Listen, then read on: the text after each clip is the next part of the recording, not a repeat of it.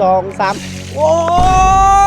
แดดประเทศลาวสามารถทอดไข่ได้หรือเขามาทดสอบกันว่าแดดประเทศลาวสามารถทอดไข่ได้บ่โอ้โหตอนนี้คือป่านซ่อมตกนรกเลยความร้อนประมาณ1,000 องศาได้แหละอยู่ประเทศลาวเลยนะเดี๋ยวสิมาลองเบิ่งน้ำกันเขาสิเอาน้ำมันแล้วกับหม้อไปตากแดดมาตากล้องโอ้โห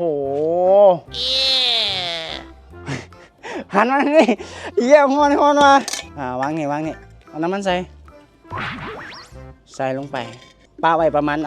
ชั่วโมงหนึ่งเบิ่งนี่ก็เวลาผ่านไปประมาณ30 นาทีแล้วเนาะตอนนี้มันเวลาผ่านไปประมาณเกือบชั่วโมงนึงละเดี๋ยวเขาสิลองไปทดสอบเบิ่งน้ำกันว่าแดดประเทศลาวสามารถทอดไข่ได้บ่